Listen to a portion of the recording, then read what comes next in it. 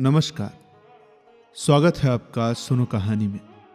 आप सुन रहे हैं आचार्य चतुर्सेन जी के द्वारा लिखित उपन्यास वैशाली की नगर वधू। कहानी के पिछले भाग में हमने एक नए किरदार के बारे में जाना, जिनका नाम है महाराज उदयन। महाराज उदयन अम्बपाली से मिलने के लिए आए थे। उनके बीच काफी वार्तालाप हुई, यहां तक कि नृत्य भी हुआ। अब विस्तार से जानने के लिए आपको पिछला भाग सुनना पड़ेगा। तो आइए कहानी में आगे की ओर चलते हैं। भाग 12। ज्ञातिपुत्र सिंह। ज्ञातिपुत्र सिंह तक्षशिला के विश्वविश्रुत विश्वविद्यालय में वहां के दिशा प्रमुख युद्ध विद्या के एकांत आचार्य, बहुलाश्व से रण चातुरी और राजनीति का अध्ययन कर ससम्मान स्नातक हो 10 वर्ष बाद वैशाली में लौटे थे। विश्वविद्यालय में अध्ययन करते हुए उन्होंने परशुपुरी के शासनुशास के साथ हुए विकट युद्धों में अपने धैर्य, प्रत्युत्पन्नमति और चातुरी का बड़ा भारी परिचय दिया था, और उनके शौर्य पर मुग्ध हो आचार्य बहुलाश्व ने अपनी इकलौती पुत्री रोहिणी उन्हें ब्याह दी थी। सो ज्ञाति पुत्र बहुत सम्मान, बहुत सा यश और चंद्र किरण के समान दिव्य देवांगना पत्नी को संग ले वैशाली आए थे। इससे वैशाली में उनके स्वागत सत्कार की धूम मच गई थी। उनके साथ 5 और लिच्छवी तरुण विविध विद्याओं में पारंगत हो तक्षशिला के स्नातक की प्रतिष्ठा सहित वैशाली लौटे थे, तथा गांधार पति ने वैशाली गणतंत्र से मैत्री बंधन दृढ़ करने के अभिप्राय से गांधार के 10 नागरिकों का एक शिष्ट दल, 10 अजानीय असाधारण अश्व और बहुत सी उपाने सामग्री देकर भेजा था। इस दल का नायक एक वीर गांधार तरुण था। वो वही वीर योद्धा था जिसने उत्तर कुरु के देवासुर संग्राम में देवराज इंद्र के आमंत्रण पर असाधारण सहायता देकर असुरों को पद दलित किया था, और देवराज इंद्र ने जिसे अपने हाथों से पराजित पुष्पों की अम्लान दिव्यमाला भेंट कर देवों के समान सम्मानित किया था। इन संपूर्ण बहुमान्य अतिथियों के सम्मान में गणपति सुनंद ने एक उद्यान भोज और पान गोष्ठी का आयोजन किया था। इस समारोह में सम्मिलित होने के लिए वैशाली के अनेक प्रमुख लिच्छवी और अलिच्छवी नागरिक और महिलाएं आमंत्रित की गई थी। गण उद्यान रंगीन पताकाओं और स्वास्तिकों से खूब सजाया गया था, तथा विशेष प्रकार से रोशनी की व्यवस्था की गई थी। सुगंधित तेलों से भरे हुए दीप और शलाकाएं स्थान स्थान पर आधारों में जल रहे थे। ज्ञातिपुत्र सिंह ने एथेंस का बना एक महामूल्यवान चोगा पहना था। यह चोगा यवन राजा ने उन्हें उस समय भेंट किया था जब उन्होंने एथेंस के वीरों के साथ मिलकर परशुपुरी के शासनुशास से युद्ध करके असाधारण शौर्य प्रकट किया था। उनके पैरों में एक पुटबाद्ध लाल रंग का उपाना था, और सिर पर लाल रंग के कमलों की एक माला यवनिक पद्धति से बांधी गई थी, जो उनके सुंदर चमकदार केशों पर खूब सज रही थी। इस सज्जा में वे एक संपन्न यवन तरुण से दिख पड़ रहे थे। उनकी गांधारी पत्नी रोहिणी ने सुरुचि संपन्न काशिक कौशेय का उत्तरीय, अंतर्वासक और कंचुकी धारण की थी। उनके सुनहरे केशों को ताजे फूलों से सजाया गया था, जिसमें अद्भुत कला का प्रदर्शन था। चेहरे पर हल्का वर्णचूर्ण था, कानों में हीरक कुंडल और कंठ में केवल एक मुक्तमाला थी। उसकी लंबी छरहरी देह यष्टि अत्यंत गौर, स्वच्छ, संगमरमर सा चिकना गात्र, कमल के समान मुख और बहुमूल्य नीलम के समान पानीदार आंखें उसे दुनिया की लाखों करोड़ों स्त्रियों से पृथक कर रही थी। उस असाधारण तेज रूप और गरिमामयी रमणी की ओर उस पान गोष्ठी में अनगिनत आंखें उठकर अपलक रह जाती थीं। अन्य स्नातकों ने और गांधार शिष्ट दल के सदस्यों ने भी अपनी अपनी रुचि और समय के अनुकूल परिधान धारण किया था, और वे सब के सब बहुत ही शोभायमान हो रहे थे। वे जिधर भी जाते नागरिक स्त्री पुरुष उनका ससम्मान स्वागत कर रहे थे। वैशाली के नागरिकों में महाबलाधिकृत सुमंत थे, जिनकी श्वेत लंबी दाढ़ी और गंभीर चितवन उनके अधिकार और गौरव को प्रकट करते थे। नौबलाध्यक्ष चंद्रभद्र अपने स्थूल किंतु फुर्तीले शरीर के साथ उपस्थित थे। उनकी आयु 60 को पार कर गई थी। उनका चेहरा रुआबदार था। उस पर श्वेत गुलमुच्छे और छोटी छोटी चमकीली आंखें उन्हें सबसे पृथक कर रही थी। वे जन्मजात सेनापति मालूम देते थे। वे फक्कड़, हंसमुख और मिलनसार थे, और इधर उधर चुहल करते फिरते थे। इस समय वे खूब भड़कीली पोशाक पहने थे। श्रुति आश्वलायन भी इस गोष्ठी की शोभा बढ़ा रहे थे। ये प्रसिद्ध ग्रह सूत्रों के निर्माता कर्मकांडी ब्राह्मण थे। ये कमर में पाटंबर पहने और कंधे पर काशी का बहुमूल्य शाल डाले लंबी चुटिया फटकारे बढ़ बढ़ कर बातें बना रहे थे, और बात बात पर अपने ग्रह सूत्रों का ही राग अलाप रहे थे। इनकी कमर में श्वेत जनेऊ था, इनकी खोपड़ी गंजी, चेहरा सफा चट और दांत कुछ गायब कुछ सड़े हुए। शरीर लंबा दुबला जैसे हड्डियों पर खाल चढ़ा दी हो। अपनी मिचमिची आंखों से घूर घूर कर सौंदर्यों को ताक रहे थे। उनकी बगल में उपनायक शूरसेन अपने ठिगने गोल मटोल शरीर को विविध शास्त्रों और आभरणों से सजाए किसी अभिनयकर्ता से कम नहीं प्रतीत होते थे। ये बड़े विनोदी पुरुष थे और संगीत की इन्हें सनक थी। इनके संगीत की प्रशंसा करने पर इनसे सब कुछ लिया जा सकता था। ब्राह्मण मठ के आचार्य महापंडित भारद्वाज अपनी लंबी चुटिया फटकारे तांबे के समान चमकदार शरीर पर स्वच्छ जनेऊ धारण किए महाज्ञानी दार्शनिक गोपाल से उलझ रहे थे। गोपाल भी हंस हंसकर अपना तर्क भी करते जाते थे और गोल गोल ललचाई आंखों से सुंदरियों की रूप सुधा का पान भी करते जाते थे। इनके इस आचरण पर कुछ मुग्धाएं झेप रही थी और कुछ प्रौढ़ाएं मुस्कुरा रही थी, परंतु एक व्यक्ति इन सब से अलग अलग मानो सबको अपने से तुच्छ समझता हुआ, सबका बारीकी से निरीक्षण करता हुआ, कुछ मुस्कुराता कुछ गुनगुनाता हुआ घूम रहा था। उसके वस्त्र बहुमूल्य पर अस्त व्यस्त थे। उसकी आयु का कुछ पता नहीं लगता था कि कितनी है। शरीर ऐसा सुगठित दिख रहा था कि कदाचित वो एक मजबूत सांड को भी गिरा दे। कुछ लोग उससे बात किया चाहते थे, पर वो किसी को मुंह नहीं लगाता था। लोग उसकी ओर संकेत करके बहुत भांति की बातें करते थे। कुछ तो चमत्कृत नेत्रों से और कुछ संदिग्ध भाव से उसकी ओर ताक रहे थे। वास्तव में यह वैशाली का प्रसिद्ध किमियागार वैज्ञानिक सिद्ध गौड़पाठ था, जिसकी बाबत प्रसिद्ध थी कि उसके पास पारस मणि है और वो पर्वत को भी स्वर्ण कर सकता है तथा उसकी आयु सैकड़ों वर्ष की है। तरुण मंडल में युवराज स्वर्णसेन, उनके मित्र सांधी विग्रहिक जयराज और अट्टवी रक्षक महायुद्ध वीर युवक सूर्यमल्ल का एक गुट था, जो कि हंस हंसकर तरुणी जनों की व्याख्या, खासकर रोहिणी की रूप ज्योति की अम्बपाली से तुलना करने में व्यस्त था। नगरपाल सौभद्र और उपनायक अजीत, ये दोनों ही तरुण फुसफुसा कर कुछ अलग अलग बातें कर रहे थे। वहीं दूसरी ओर महिलाओं में उल्का चेल के शौल्किक की पत्नी रंभा सबका ध्यान अपनी ओर आकर्षित कर रही थी। वो बसंत की दोपहरी की भांति खिली हुई सुंदरी थी। उसके हाथ से भरे होंठ, कटाक्ष भरे नेत्र और मद भरी चाल मन को मोहे बिना नहीं छोड़ती थी। वो बड़ी मुंहफट, हाजिर जवाब और चपला थी। एक प्रकार से जितनी लिच्छवी तरुणियां वहां उपस्थित थी, वो उन सबकी नेत्री होकर गांधारी बहू रोहिणी को घेरे बैठी थी। उसके कारण क्षण क्षण में तरुणी मंडली से एक हंसी का ठहाका उठता था और गोष्ठी के लोग उधर देखने को विवश हो जाते थे। इसमें संदेह नहीं कि रोहिणी एक दिव्यांगना थी और रूप छटा उसकी अद्वितीय थी, परंतु एक असाधारण बाला भी यहाँ इस तरुणी मंडल में थी, जो लाज नवाई चुपचाप बैठी थी और कभी कभी सिर्फ मुस्कुरा देती थी। उसके लुनाई रोहिणी से भी बिल्कुल ही भिन्न थी। उसकी आंखें गहरी काली और ऐसी कटीली थी कि उनमें सामने आकर बिना घायल हुए बचने का कोई उपाय ही नहीं था। उसके केश अत्यंत घने, काले और खूब चमकीले थे। गात्र का रंग नवीन केले के पत्ते के समान और चेहरा ताजे सेब के समान रंगीन था। उसका उत्सुक यौवन, कोकिल कंठ, मस्तानी चाल, ये सब ऐसे थे जिनकी उपमा नहीं थी। पर इन सबसे अपूर्व सुषमा की खान उसकी वीणा थी। वो उससे भरे हुए एक बड़े ताजे गुलाब के फूल की भांति थे, जो अपने ही भार से नीचे झुक गया हो।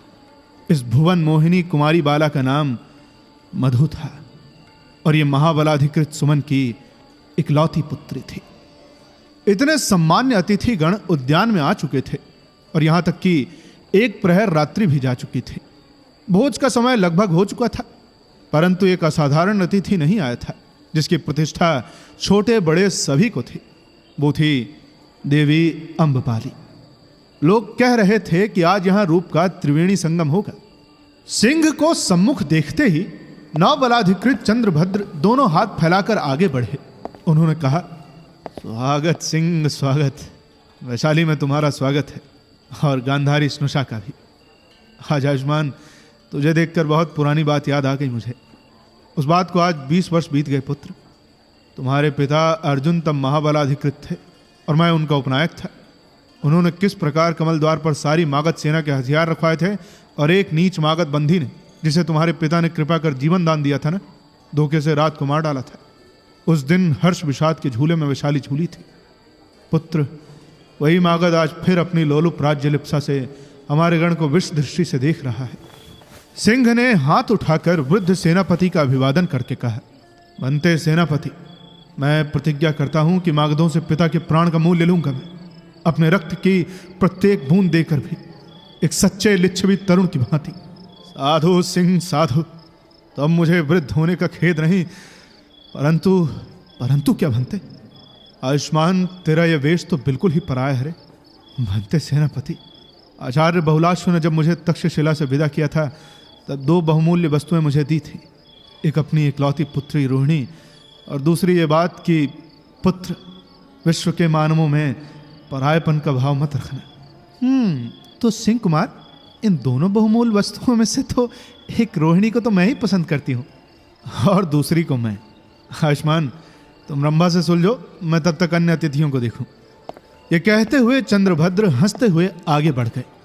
सेनापति चंद्रभद्र ने श्रोत्रिय अश्वलायन को दूर से देखा तो हर्ष से चिल्लाते हुए उनके पास दौड़ाए और कहा, स्वागत मित्र अश्वलायन, खूब आए, कभी कभी तो मिला करो यार। कहो कैसे रहे मित्र? परंतु सेनापति, गृह सूत्रों के रचने से समय मिले तब तो। मैं तो चाहता हूं कि गृहस्थों की व्यवस्था स्थापित हो जाए और उनमें षोडश संस्कारों का प्रचलन हो जाए, मेरी मुक्ति हो। ये तो बहुत अच्छा है, परंतु क्या रात दिन सूत्र ही रचते हो? कभी अवकाश नहीं पाते क्या? पाता क्यों नहीं सेनापति, पर अवकाश के समय ब्राह्मणी जो भुजंगनी सी लिपटती है अरे क्या कहूँ सेनापति, जब वो बूढ़ी होती जाती है उसका चाव श्रृंगार बढ़ता ही जाता है। देखोगे तो अरे समझ गया, परंतु आज कैसे ब्राह्मणी से अवकाश मिल गया मित्र? अरे क्या बताऊं, उस पापिष्ठा अम्बपाली को देखने का कौतूहल खींच लाया। उसके आवास में तो हीरे मोती बिखेरने वाले ही जा सकते हैं, मेरे जैसे दरिद्र ब्राह्मण का है। इसलिए सोचा कि कम से कम यहीं देख लूंगा। अच्छा ये बात है मित्र अश्वलायन, किंतु क्या ब्राह्मणी से ये बात कह आए हो? अरे क्या बात करते हो यार? नहीं, कहता तो यहां आ पाता क्या? जानते हैं सेनापति, डायन इतनी ईर्ष्या करती है, इतना संदेह करती है कि क्या कहूं। तनिक किसी दासी ने हंसकर देखा कि बिना उसे बेचे चैन नहीं लेती।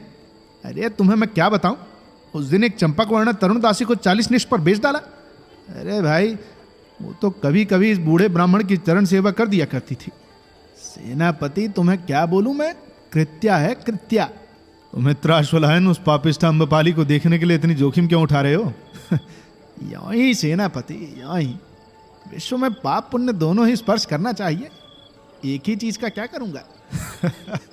तो मित्र फिर ठीक है, खूब मजे से स्पर्श आलिंगन करो, यहां ब्राह्मणी की बाधा नहीं है तुम्हें। ब्राह्मण खूब जोर से हंस पड़ा।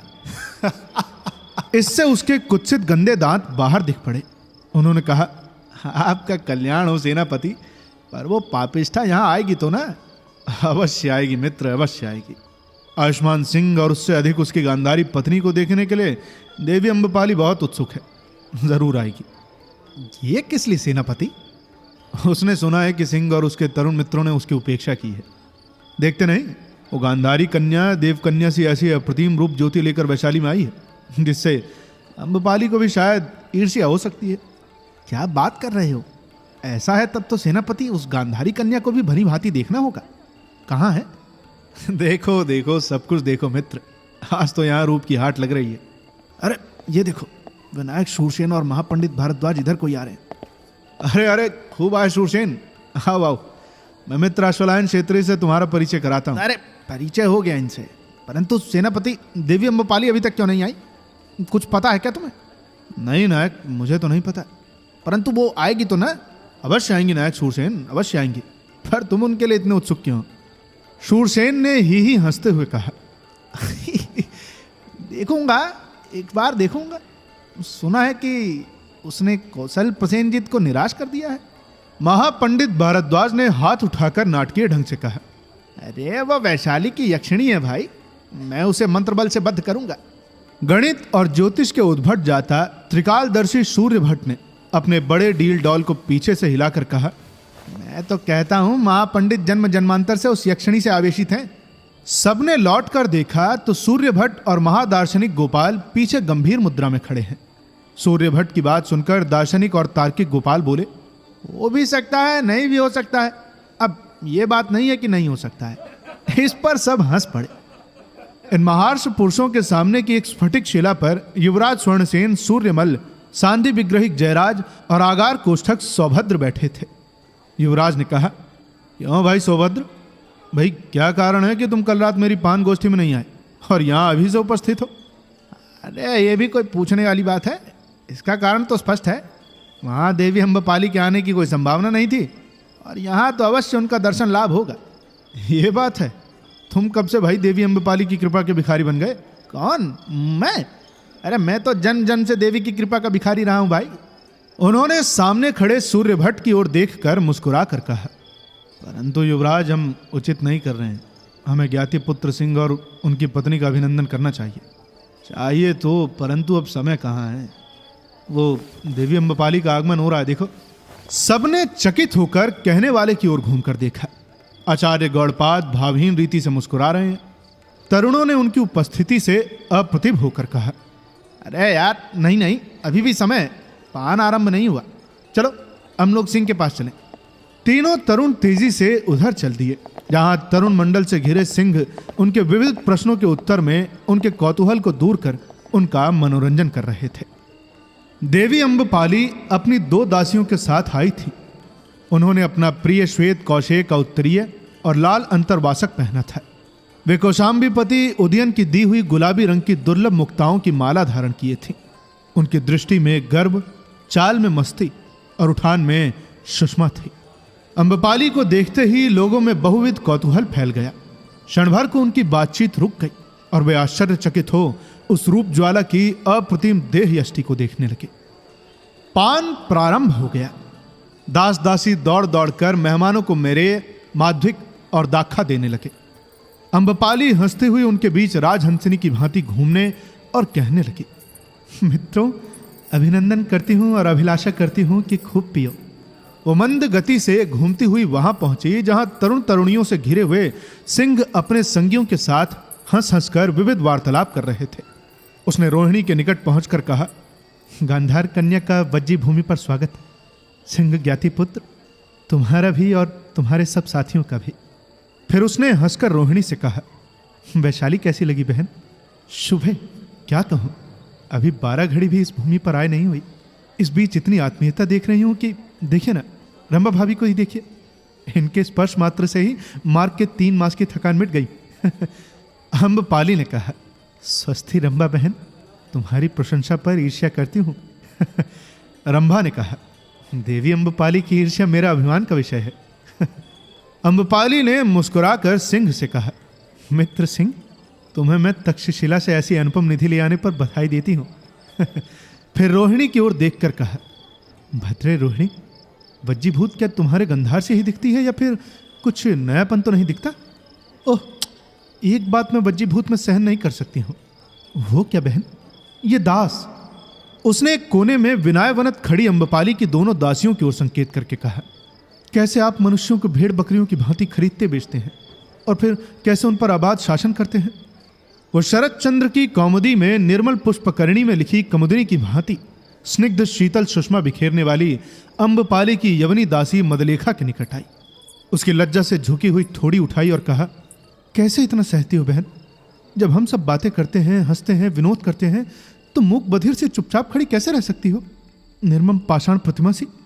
यही विनय तुम्हें सिखाया गया है? ओह, तुम हमारे हास्य में हंसती नहीं और हमारे विलास से प्रभावित भी नहीं होती। रोहिणी ने आंखों में आंसू भरकर मदलेखा को छाती से लगा लिया। फिर पूछा, तुम्हारा नाम क्या है हाला? मदलेखा ने घुटनों तक धरती में झुककर रोहिणी का अभिवादन किया और कहा, देवी, दासी का नाम मदलेखा है। दासी नहीं हाला। अच्छा देवी अम्बपाली, जब तक हम यहाँ हैं, कुछ क्षणों के लिए मदलेखा और उसकी संगनी को, क्या नाम है उसका? अजय चंद्रभागा। सुंदर, बहुत सुंदर। मदलेखा और चंद्रभागा को स्वच्छंद इन पान गोष्ठी में भाग लेने और आमोद प्रमोद करने की स्वाधीनता दे दी जाए। जिसमें गांधार कुमारी का प्रसाद हो। अम्बपाली ने हंसते हुए कहा। फिर उसने स्वर्णसेन की ओर हाथ करके कहा, युवराज, क्यों नहीं तुम वज्जी में दासों को अदास कर देते हो? रोहिणी ने कहा, अच्छा, तो क्या युवराज ऐसा करने की क्षमता रखते हैं? नहीं भद्रे, मुझमें ये क्षमता नहीं है। इन दासों की संख्या अधिक है और फिर वज्जी भूमि में अलिच्छवियों के दास ही अधिक है। वज्जी में अलिच्छवी? हाँ भद्रे, वे लिच्छवियों से कुछ ही कम है। वे सब कर्मकारी नहीं है, आर्य हैं। उनमें ब्राह्मण हैं, वैश्य हैं, उन्हें वज्जी शासन में अधिकार नहीं है, पर उनमें बहुत से भारी भारी धन कुबेर हैं। उनके पास बहुत धरती है, लाखों करोड़ों का व्यापार है जो देश देशांतरों में फैला हुआ है। उनके ऊपर किसी प्रकार का राजभार नहीं है, न वे युद्ध करते हैं, वे तो स्वतंत्र और समृद्ध जीवन बिताते हैं। उन्हें नागरिकता के संपूर्ण अधिकार वज्जी भूमि से प्राप्त है और उनका बिना दासों के काम ही नहीं चल सकता। और फिर यवन, काम्बोज, कौशल और मगध के राज्यों से बिकने को निरंतर दास वज्जी भूमि में आते रहते हैं। अब बताइए ना, मैं क्या करूं? परंतु युवराज, वे कर्म कर जनों से वेतन शुल्क देकर अपना काम करा सकते हैं। असंभव है शुभे, असंभव है। इन अलिच्छवियों की गुत्थियां हमारे सामने बहुत टेढ़ी हैं। ये आचार्य अश्वलायन यहाँ विराजमान है, इन्हीं से पूछे ना। ये क्षत्रिय ब्राह्मण हैं और अलिच्छवियों के मुखिया हैं।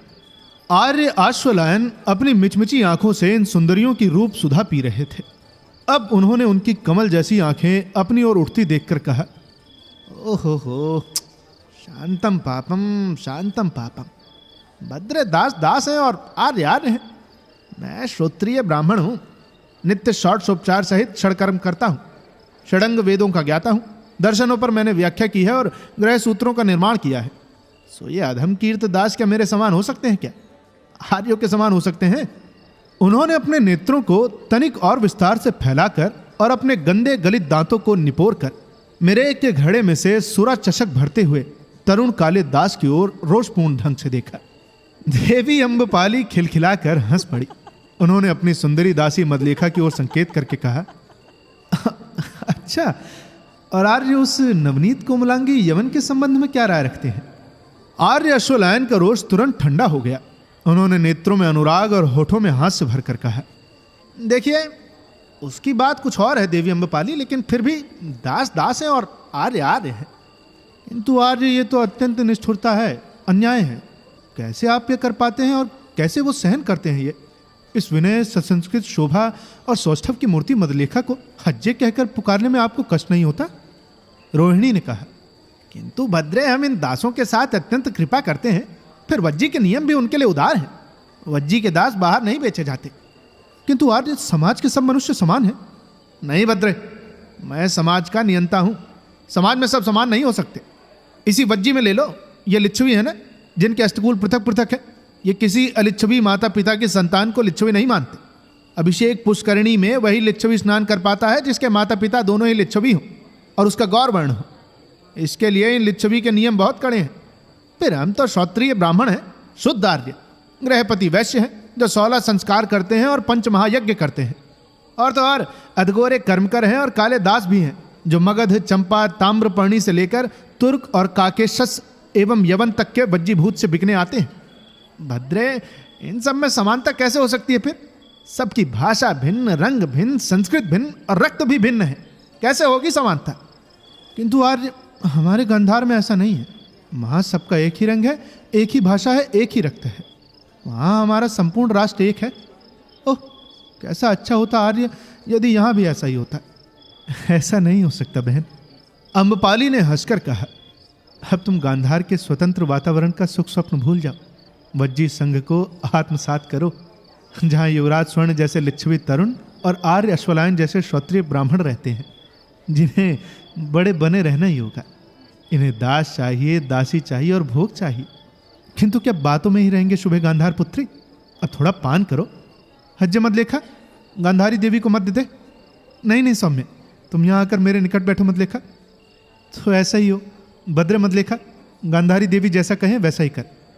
जेदू भट्टिनी, दासी, दासी नहीं हला, यहाँ बैठो। हाँ, अब ठीक है। युवराज स्वर्णसेन, आपको कुछ आपत्ति तो नहीं है ना? नहीं भद्रे, आपकी उदारता प्रशंसनीय है, परंतु मुझे भय है कि इससे आप उनका कुछ भला न कर सकेंगे।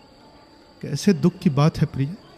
अंधार से आते हुए मैंने जब प्राची के समृद्ध नगरों की पण्य विथियों में पड़े हुए स्वर्ण रत्न और ठसाठस साधन सामग्री देखी तो मुझे बड़ा आह्लाद हुआ। मैं स्वीकार करती हूँ कि हम गांधारगण इतना ठाट बाट नहीं रखते, पर जब दासों, चांडालों और कर्मकरों के टूटे फूटे झोपड़े और उनके घृणास्पद उच्च आहार तथा उन पर पशुओं की भांति आर्य नागरिकों का शासन देखा तो मेरा हृदय दुख से भर गया। दासत्व और दारिद्र्य का यह दायित्व किस पर है प्रिय? गांधारी ने सिंह से कहा। गांधारी इसलिए बोल रहे हैं उसको क्योंकि गांधार से आई है। सिंह ने हंसकर पत्नी से कहा, कदाचित उस बूढ़े राजा पर जिसे तुमने कमलाश दंभ में देखा था, जिसके झुर्री भरे मुंह पर अशोभनीय दाढ़ी थी और पिलपिले सिर पर एक भारी सा मुकुट था जिसमें सेरो सोना हीरा मोती जड़ा हुआ था। उस पर क्यों प्रिय? क्योंकि वो अधिकार को बहुत महत्व देता है ना। वो अपने राज्य का सबसे धनी, सबसे बड़ा और सबसे स्वच्छंद व्यक्ति है। उसके पास बिना ही कोई काम किए दुनिया भर की दौलत चली आती है। राज्य भर में फैले हुए दास, कर्मकर और प्रजावर्गीय जन उसी की संपत्ति है। ये दासों का तो अधिपति है ही, प्रजा के सर्वस्व का भी स्वामी है। वो उनकी युवती पुत्रियों को अपने विलास कामना के लिए अपने अंतःपुर में जितनी चाहे भर रख सकता है। उनके तरुण पुत्रों को अपने अकारण युद्धों में मरवा सकता है। वो प्रजा की पसीने की कमाई को बड़े बड़े महल बनवाना और उनकी भांति भांति के सुखों स्वप्नों से भरपूर करने में खर्च कर सकता है। उसकी आज्ञा सर्वोपरि है। छी, छी, कैसे लोग ये सहन करते हैं प्रिय? ये तो अभ्यास की बात है। तुमने देखा नहीं कि पश्चिम गांधार कैसे पुरुषपुर के शासनुशास का शासन मान रहा है? कैसे उसने कलिंग सेना जैसी नारी को प्रसन्नजित के अंतःपुर में भेज दिया। फिर वो सावधान और भयभीत भी तो रहता है। वो अनेकानेक विधि विधानों से अपने को सुरक्षित रखता है। अम्बपाली ने हंसकर कहा, कदाचित गांधार पुत्री पर यह विदित नहीं है कि उनके जल को, तांबूल को, आहार को जब तक कोई चख न ले वे खाते नहीं। ये किस लिए? अपने प्राणनाश का जो उन्हें भय रहता है। संपूर्ण प्रजा का भार उन्हीं पर लदा रहता है। उनके बहुत गुप्त और प्रकट शत्रु होते हैं। ओह, तो उन पर केवल उनके शरीर पर लदे हीरे मोतियों का बोझ नहीं है, जीवन का भी बोझ है। फिर ये भाग्यहीन उस बोझ को लादे क्यों फिरते हैं? अपने जीवन में रज्जुलें इतनी भयभीत और भारवाही होने पर भी अन्य देशों को विजित करने की लिप्सा क्यों नहीं छोड़ सकते? यही तो प्रिय राज सत्ता और गणतंत्र में मूल भेद है। गणतंत्र तो एक जनतंत्र तक सीमित है। उसका शासन अधिकार के सिद्धांत पर नहीं, कर्तव्य के सिद्धांत पर है। वो शासन करने के लिए नहीं, जन में सुव्यवस्था और सामूहिक सामंजस्य बनाए रखने के लिए है। परंतु ये रज्जुले तो अधिकार के लिए हैं। उनकी नीति ही ये है कि उन्हें शासन करने को ऐसे अनेक राष्ट्र दरकार हैं जो एक दूसरे के विरुद्ध समय समय पर उनकी सहायता करते रहें। फिर इन राजाओं की यह भी नीति है कि राष्ट्रों में फूट डालते रहें। आर्यों ही के राज्यों को ले लो। देखा नहीं तुमने प्रिय? हस्तिनापुर, कामलिप्त, कान्यकुब्ज, कौशल और प्रतिष्ठान, जहां जहां आर्यों के रज्जुले हैं वहां वहां राष्ट्र टूटा फूटा है। वहां ब्राह्मण हैं, क्षत्रिय हैं, वैश्य हैं और कर्मकर हैं। वे सब अपने को दूसरे से भिन्न समझते हैं। ये सभी बातें राजाओं की स्वेच्छाचरिता में बड़ी सहायक है, परंतु गण शासन की बड़ी बाधा है। यहाँ वैशाली को ही ले लो। लिच्छवी सब एक है, पर अलिच्छवी आर्य और कर्मकर राज शासन में अधिकार न रखते हुए भी इस भिन्नता के कारण हमारी बहुत बड़ी बाधाएं हैं। रंभा ने इन बातों से ऊब कर कहा, किंतु स्नुषना गांधारी, इस गहरी राजनीति से अपने हाथ कुछ ना आएगा। चलो कुछ खाओ पियो भी। पान भोजन प्रारंभ हुआ। मैरे, शुक्र, मार्दव, मृग, गबन, औदन और मधु गोलक आदि भोजन सामग्री परोसी जाने लगी। देवी अम्बपाली धर्मध्वज मंडली से चुहल कर रही थी, किंतु उनकी सुंदर दासियों को गांधारी रोहिणी ने नहीं छोड़ा था। वे उसके पास बैठी महिला मंडली के साथ खा पी रही थी। भोजन की समाप्ति पर सब नर नारियों ने अपनी अपनी रुचि के अनुसार नृत्य किया और अर्धरात्रि व्यतीत होने पर यह समारोह समाप्त हुआ। अब कहानी में आगे क्या होता है ये जानने के लिए आपको इंतजार करना पड़ेगा इसके अगले भाग का। जल्द ही मिलेंगे इसके अगले भाग के साथ। तब तक के लिए सुनते रहिए सुनो कहानी की अन्य कहानियां और अपना ख्याल रखिए। धन्यवाद।